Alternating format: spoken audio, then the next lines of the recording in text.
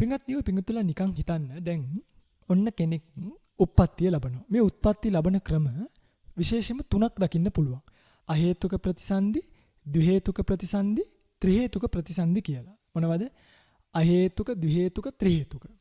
සාමාන්‍යයෙන් ඕනෑම මේ ලෝකයේ ඉන්න සත්වයක් ගත්තාම ඕන සත්වයක් මෙන්න මේ කොටස් තුنين එකකට අයිති. එක්ක එයා ත්‍රිහේතුක ප්‍රතිසන්දිකයෙක්, එක්ක එයා ද්විහේතුක ප්‍රතිසන්දිකයෙක්, එක්ක එයා අහේතුක ප්‍රතිසන්දිකයෙක්. මේකෙන් එක අපි විස්තර විග්‍රහ කරගෙන යමු. මුලින්ම අපි ගන්නවා අහේතුක ප්‍රතිසන්දි කියන ප්‍රතිසන්දිය. පිටන්නේ අහේතුක ප්‍රතිසන්දි දෙකයි. දුගති අහේතුක ප්‍රතිසන්දිය, සුගති අහේතුක ප්‍රතිසන්දිය කියලා. දුගති අහේතුක ප්‍රතිසන්දිය කියලා කියන්නේ දැන් පිටුතුන හොඳට තේරුම් ගන්න යම් කෙනෙක් නිරය, අසුර ලෝකය, තිරිසන් ලෝකය, പ്രേති උප්පත්තිය ලැබුවොත් එයා අහේතුක සිතකින් තමයි නැත්නම් අකුසල විපාකයකින් තමයි උප්පත්තිය ලබන්නේ. අපි දන්නවා මොකද්ද දැන් සිත කියලා. උපේක්ඛා සහගත සම්තිරණකින් හිතින් උප්පත්තිය ලබන්නේ. ඒක සුගතිය නෙමෙයි දුගතිය නිසා යාට අපි කියනවා දුගති අහේතුක උප්පත්තියක් කියලා. ඒතර මේ දුගති අහේතුක උප්පත්තිය පිංගන්නේ අකුසල විපාකයක්. හැබැයි ඔය පිංගතුල දැකලා ඇති දැන් ලස්සන සත්තු ඉන්නවනේ. සමහර සත්තු ඉන්නවා පිංගන්නේ දැක්කහම ඒගොල්ලෝ හරි ලස්සනයි. සමහර බල්ලෝ ඉන්නවා. සමහර මොනරෝ ඉන්නවා. ඒ වගේ සමහර පූසෝ ඉන්නවා. එතකොට මේ අකුසල විපාකයෙන් උප්පත්තිය ලැබුවත් ඇයි මෙච්චර ලස්සන උනේ? ඒ තමයි කුසල කර්ම උපනිශ්‍රේ වෙලා. ඒ කියන්නේ පින්ගන්නේ මේ අකුසල විපාකයේ සිද්ධ කරන්නේ ප්‍රතිසන්දිය ලබා දෙන එක විතරයි මේ අවස්ථාවේ.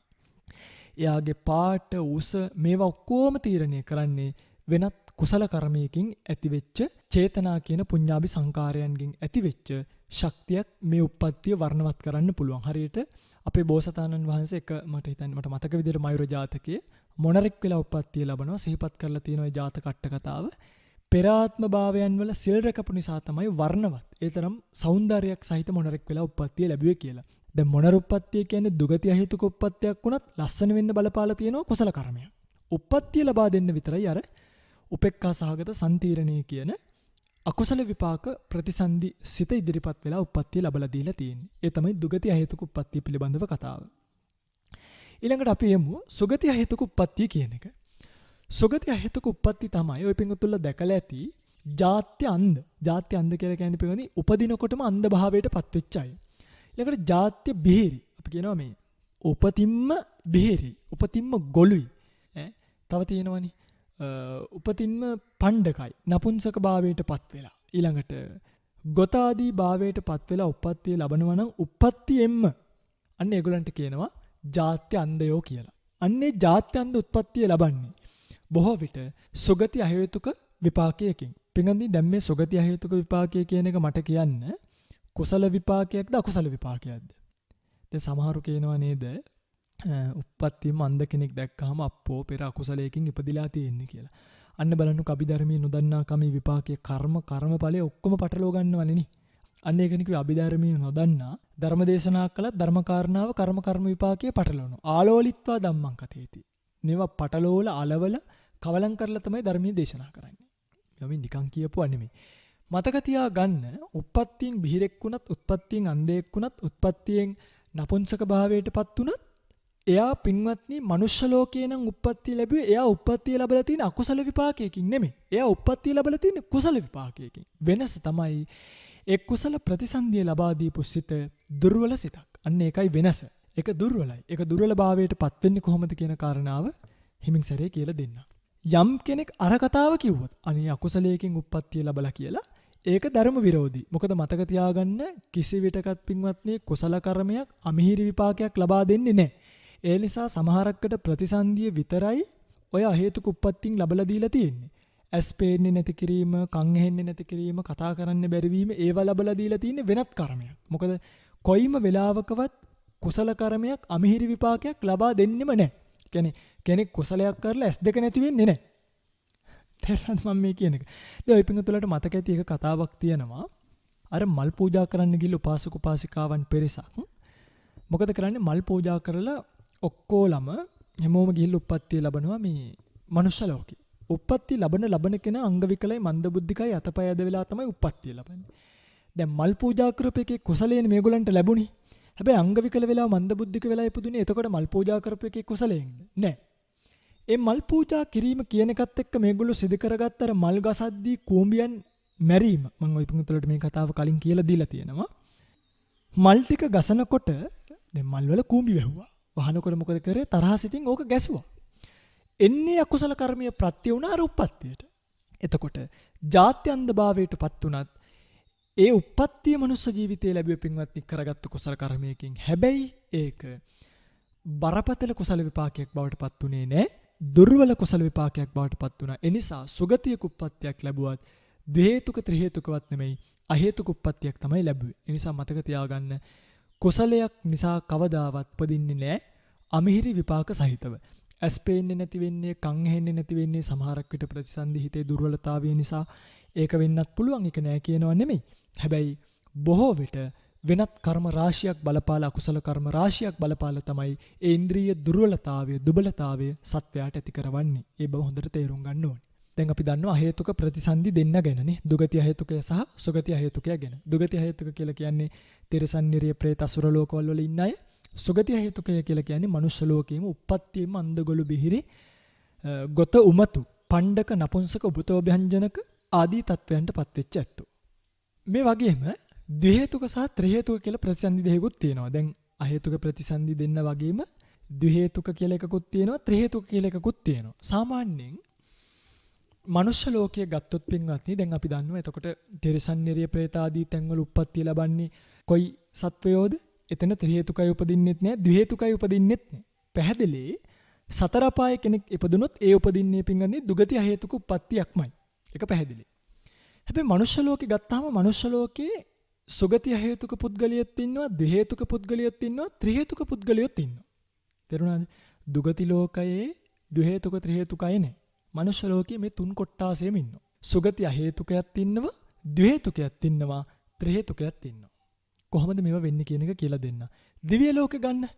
දිව්‍ය ලෝක 6 ගත්තොත් එහෙම දිව්‍ය ලෝකෙ පින්වත්නි සුගති අහේතුක කියන උප්පත්තිය නේ. ඒ කියන්නේ ජාත්‍යන්දිය, ජාත්‍ය බිහිරෝ ඒගොල්ලෝ දිව්‍ය ලෝකේ නැහැ. ඒගොල්ලෝ ඉන්නේ මේ මනුෂ්‍ය ලෝකෙ විතරයි. දිව්‍ය ලෝකේ ඉන්නේ කොට්ටාස දෙකයි, ද්විහේතුක සහ ත්‍රිහේතුක. කෙනෙක් ද්විහේතුක වෙලා දිව්‍ය තලයේ උප්පත්තිය ලබන්නත් පුළුවන්. ඒක වෙන්න පුළුවන්. බ්‍රහ්ම ලෝකයේ ගත්තොත් බ්‍රහ්ම ලෝකයේ ද්විහේතුක ප්‍රතිසන්දිත් නැහැ. බ්‍රහ්ම ලෝකයේ තියෙන්නේ හුදු ත්‍රිහේතුක ප්‍රතිසන්දි විතරමයි. පැහැදිලිද? දුගති ලෝකවල දුගති අහේතුක ප්‍රතිසන්දි. මනුෂ්‍ය ලෝකේ සුගති අහේතුක ඉන්නත් පුළුවන්, ද්විහේතුක ඉන්නත් පුළුවන්, ත්‍රිහේතුක කියන කොට්ටාස තුنين එක්කෙනෙක් ඉන්න පුළුවන්. ඒතකොට ඔය පින්වතුන්ලා එක්ක ත්‍රිහේතුකයේ, එක්ක ද්විහේතුකයේ, එක්ක සුගති අහේතුකයේ. හරිද? දැන් සුගති අහේතුකයව නම් හඳුනා ගන්න ලේසි. හැබැයි ඒකෙත් මෙහෙම එකක් තියෙනවා පින්වත්නි. දැන් උප්පත්තිය ලැබනකොට මම ඔය පින්වතුන්ට පුංචි කාරණාවක් මෙතනදී කියලා දෙන්නම්. උප්පත්තිය ලැබනකොට ඔය පින්වතුන්ලා අහලා ඇති ලස්සන ගාතාවක්. පඨමං කලලං හෝති කලලා හෝති අබ්බුදං අබ්බුදා ජායතේ පේසී පේසී නිබ්බත්තතේ ගනෝ ගණා පසාකා ජායන්ති කේසා ලෝමා නකා පිච කියලා. මේ තියෙන සත්වයක් මෞකසකට ආවට පස්සේ කලල රූපයේ ඉඳන් එයාගේ වර්ධනය සිද්ධ වෙන ආකාරය පඨමං කලලං හෝති. පළවෙනියට මොකද්ද වෙන්නේ? කලලය ඇති වෙන්නේ. මේ කලලය කියන එක පින්වත්නි සිද්ධ වෙන්නේ මවත් පියත්ගේ ඒ සන්නිපාතය කියන එක සිද්ධ වීමත් එක්ක එතනට ගන්ධබ්බෙක් එළඹ සිටියාද? ඒ කියන්නේ උප්පත්තිය ලබන්න සුදුසු පුද්ගලයෙක් ඒ සංසේචනීය වෙච්ච තැනට එළඹුණාද? ඔන්න ඔය තුනේම එකතුවට කියනවා කලල රූපය කියලා. කලල රූපය දෙවණියටපත් වෙන්නේ පින්වත්නි කලලා හෝති අබ්බුදං. අබ්බුද කියලා කියන්නේ පෙන පිටක් වගේ ස්වභාවයට. තේරුණාද? අනතුරුව අබ්බුදෙන් පේශියත්, පේශියෙන් ගණයත්, ගණයෙන් අතුපසත්, අතුපසෙන් අනතුරුව කෙස්ලොම් නියදත් ආදී දේවල් හට ගන්නවයි කියන එක සිහිපත් කරලා තියෙනවා. පින්වත්නි මෙන්න මේ ටිකෙන් දැන් චක්කු ප්‍රසාදය කියන එක දැන් ඔය පින්තුලට මේ වගේ ඉතින් කියන්න ගියොත් කෙලවරක් නැතුව කියන්න වෙනවා. හරිද? පින්වත්නි දැන් ඔය පින්තුල අහලා තියෙනවනේ සත්ව යෝනි තියෙනවයි කියලා 4ක්. මොනවද මේ සත්ව යෝනි 4? ඔය පින්තුල දන්නව නේද? අණ්ඩජ, ජලාබුජ, සංසේදජ, ඕපපාතික කියලා සත්ව යෝනි 4ක් තියෙන බව.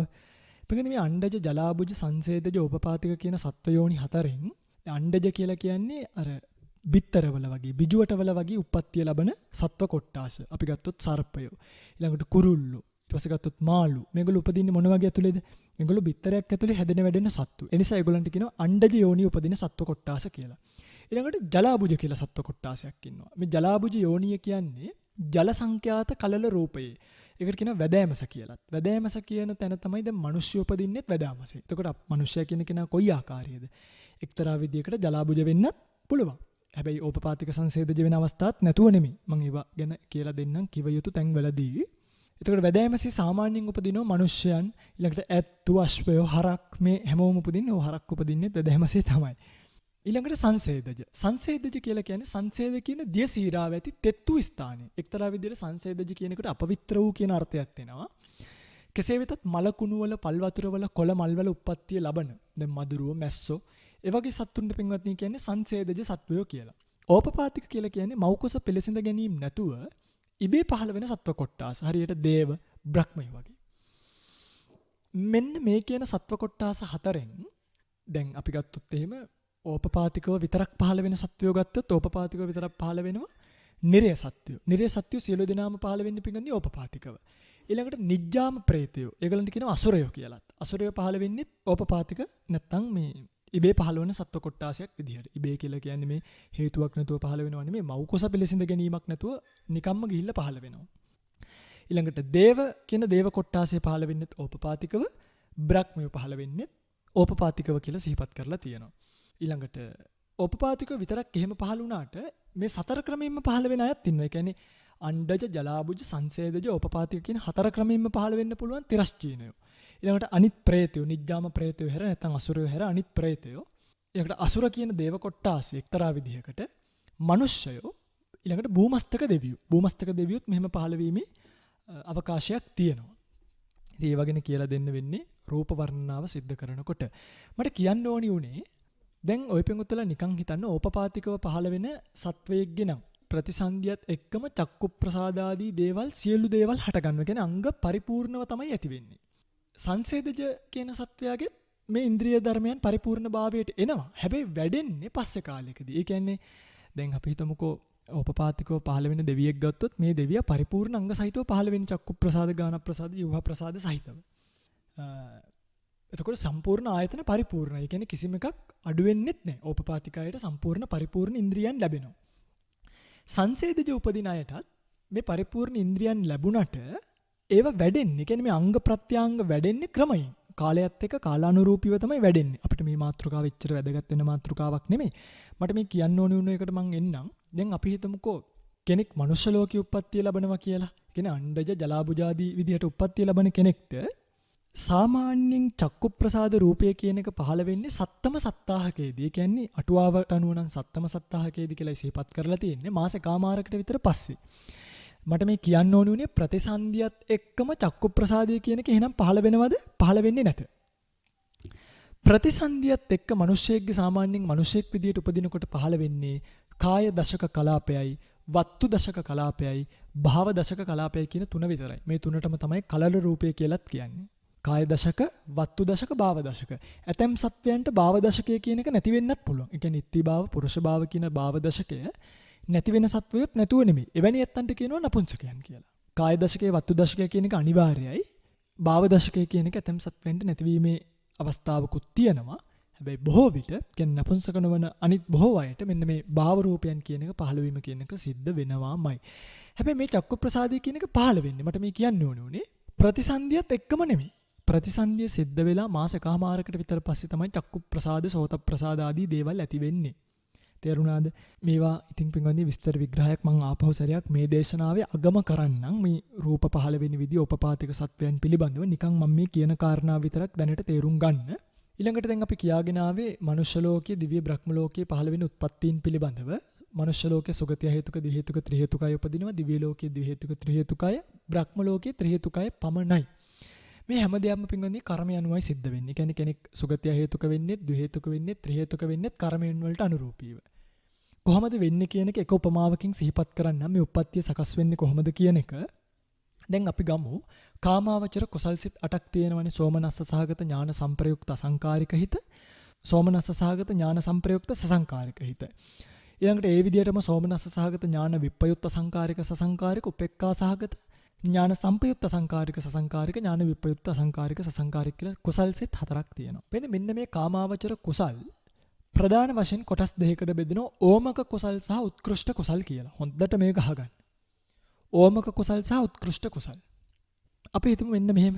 මෙතන ඉන්නවා 4 දෙනෙක්. හරිද?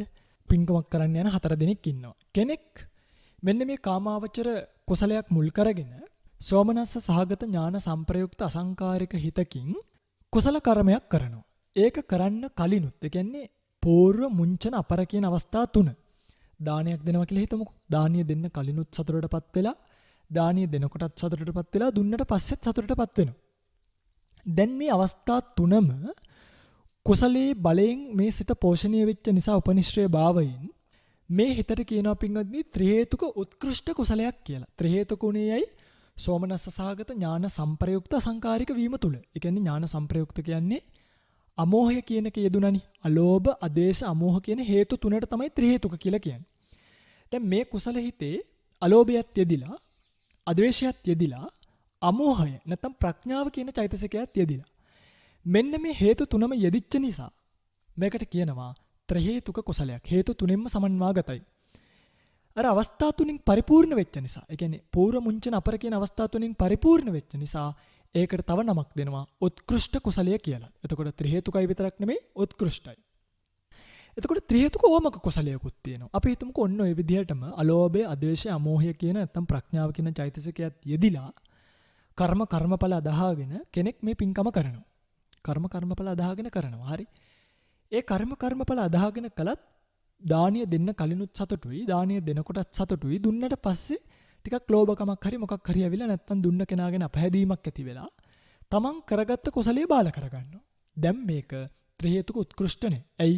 අර අවස්ථා තුنين එකක් බාල කරගත්තු නිසා මේක ත්‍රි හේතුක ඕමක කුසලයක් බවට පත් වෙනවා. මේව ලියා ගන්න. ත්‍රි හේතුක උත්කෘෂ්ඨ කුසලය කියලා එකක් තියෙනවායි. ත්‍රි හේතුක ඕමක කුසලය කියලා එකක් තියෙනවායි. මේ ආකාරයෙන්ම දැන් සෝමනස්ස සහගත ඥාන සංප්‍රයුක්ත නම් ඒක ත්‍රි හේතුකයි. කෙනෙක්ට කුසලයක් කරන්න පුළුවන් සෝමනස්ස සහගත ඥාන විප්‍රයුක්තව. ඒ කියන්නේ කර්මඵල අදහන්නේ නැහැ. ධර්මයේ වැඩි දන්නේ නැහැ. එයාගේ ඥාන සංප්‍රයුක්ත වෙන්නේ නැහැ. එයාගේ ඥාන විප්‍රයුක්ත. ඒ කියන්නේ ප්‍රඥාව නැත්තම් අමෝහය කියන හේතුව ඒ සිතේ යෙදෙන්නේ නැහැ. එතකොට ඒක ත්‍රි හේතුකයිද ද්වි හේතුකයිද? අලෝභය යෙදුනා, අද්වේෂය යෙදුනා. හැබැයි අමෝහය නැත්තම් ප්‍රඥාව යෙදුනේ නැහැ. ඒ නිසා ඒක ත්‍රි හේතුක නෑ, ඒක ද්වි හේතුකයි.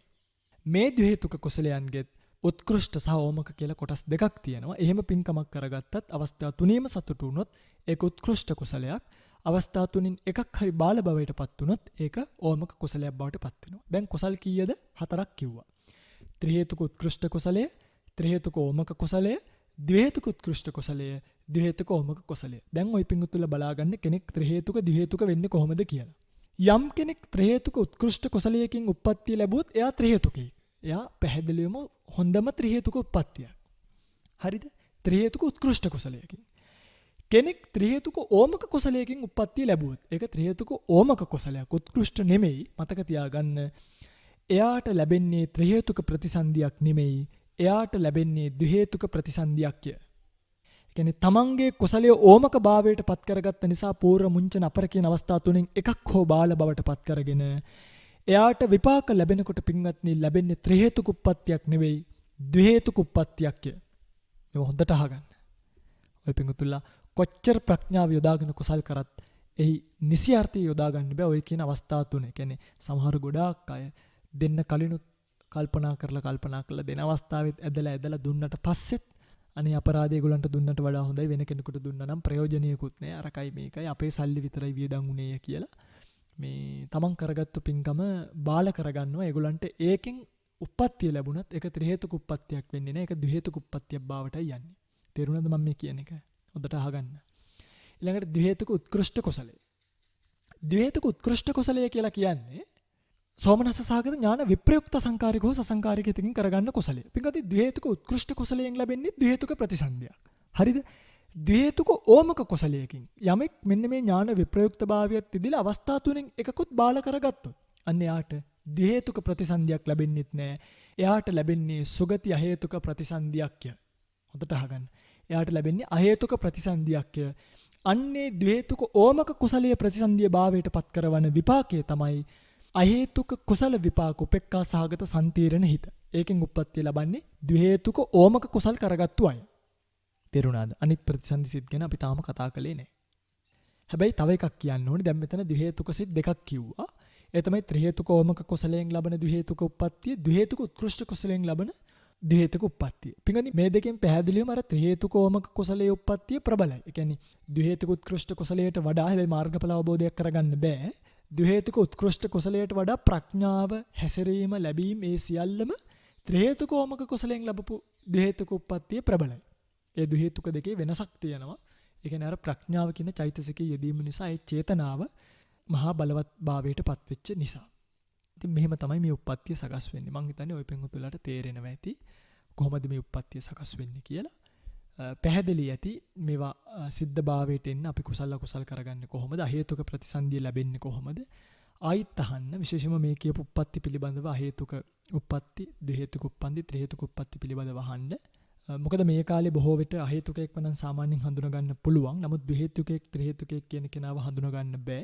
සමහරක් විට අහේතුක, ද්වි හේතුක කියන දෙකත් පැටලෙන්න පුළුවන් තැන් තියෙනවා. මොකද දැන් අර මම කියාගෙන ආවනේ ওই පිඟුතුලට චක්කු ප්‍රසාදය කියන එක 7 වෙනි සතියේදී පහළ වෙනවා කියලා.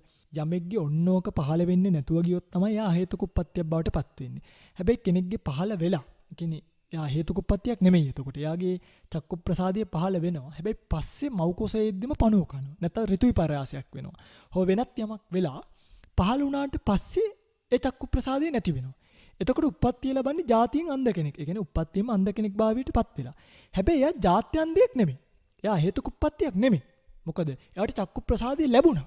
චක්කු ප්‍රසාදය ලැබුණට වෙනත් අකුසල කර්මයකින් තමයි එයාගේ ඇස්පෙනීම කියන එක නැති කළේ.